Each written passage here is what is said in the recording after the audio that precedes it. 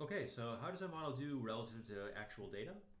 Um, Not too bad, but there's a couple of places where we can't really, using an RBC model, the standard RBC model that we wrote down. By the way, I said with the endogenous growth model that there's lots of versions of endogenous growth. They share some things, but there's lots of different details in them.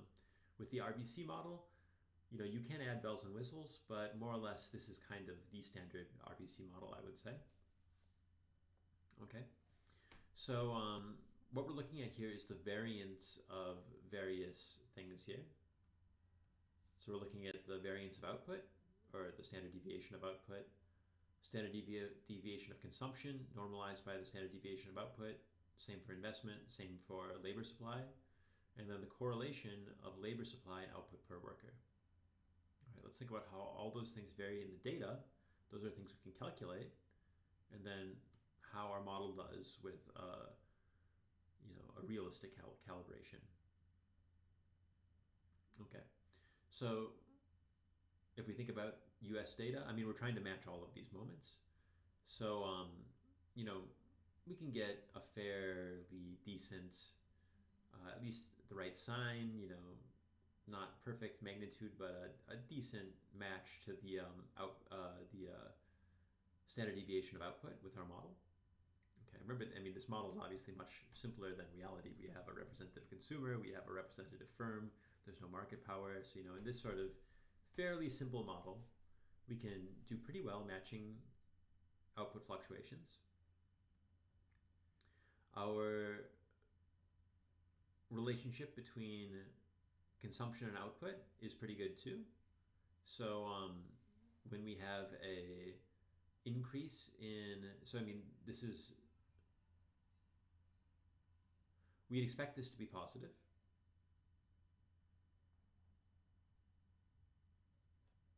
Let me take that back. This isn't a correlation. This is the relationship of something that has to be positive, something that has to be positive. So the sign doesn't enter into this. But basically, what I'm saying is the fluctuations in consumption are a little bit less than the fluctuations in output. That makes sense, right? People want to smooth their consumption. They're going to save. They're going to, if they get a bad shock today, they're going to reduce consumption, but they're not going to reduce it so much. They're just going to sort of draw down their savings. And the other side, if there's a real big boom, they're not going to increase their consumption as much as the boom. They're only going to increase it less and then build up savings that they can use later. So, that's what's causing the fact that this is less than 1. And sure enough, this isn't too bad. The model's hitting this in a decent way. It's not exactly the same magnitude, but it's decently close to the actual magnitude. All right, investment and output.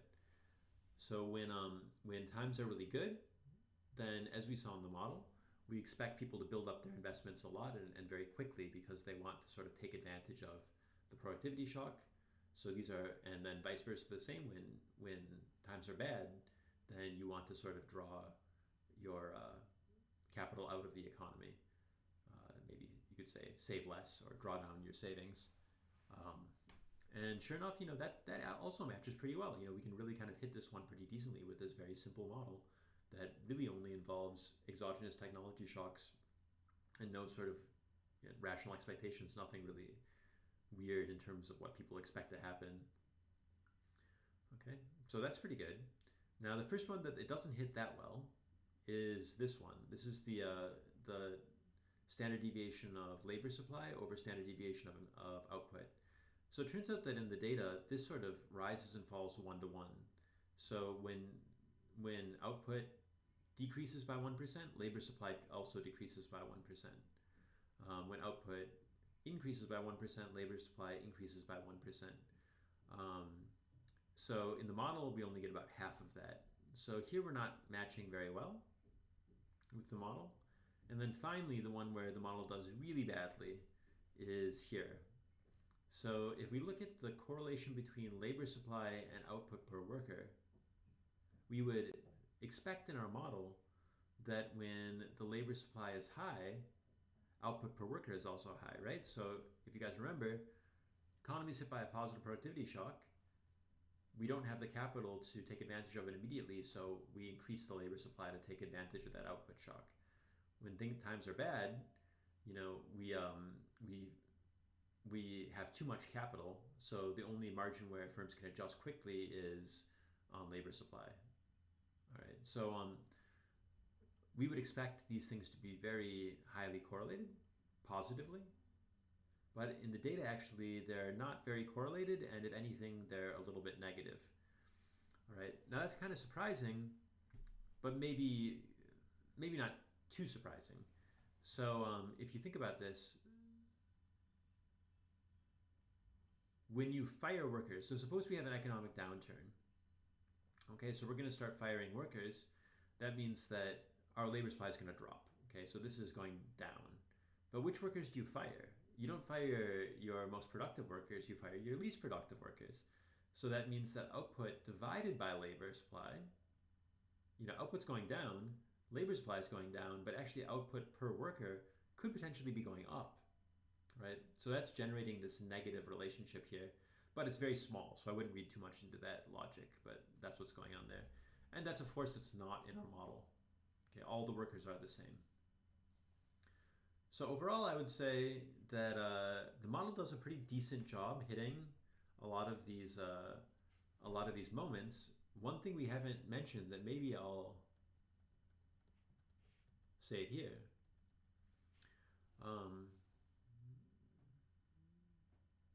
Yeah, interesting. I don't actually say it here, but an important point to make with this model is that it's absolutely optimal to let the market do what it's doing. Anything that the government does in this model, partly because of the way we set it up, but even without that, anything the government does is just going to make things worse. And why is that? It's because people are already, as well as they can. The economy, everything is sort of efficient in this economy, and there's no inequality because we only have one type of consumer and one type of firm.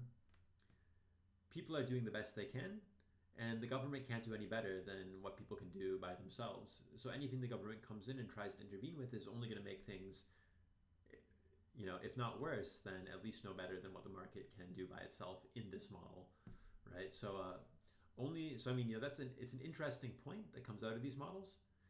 Only real shocks drive the business cycle. Okay, we'll talk about that in a second. Not all correlations can be matched with reasonable parameterization. That was that last slide we did. But, not too bad either, I would say. These days, RBC is mostly kind of used as a benchmark. I would say that most central banks and macroeconomists have sort of new Keynesian models. And the reason for that is that in the RBC model, money supply doesn't do anything. There's no money. It's real. There's absolutely zero money in this model. And yet, when the Fed makes an announcement, the market moves, right? So, you might think that that's some sort of coordination thing where, the Fed is just moving the multiple equilibria to a different equilibrium, but none of that's here. We only have one equilibrium. This model this style of modeling can't figure out why Fed announcements should have any effect on the economy at all. So, money supply or interest rate, if you like, does seem to actually drive a business cycle. Central banks seem to think so, and it just seems like common sense that when Federal Reserves make an announcement, the market moves. And maybe you'd say that's just the stock market, but it seems like there's real effects.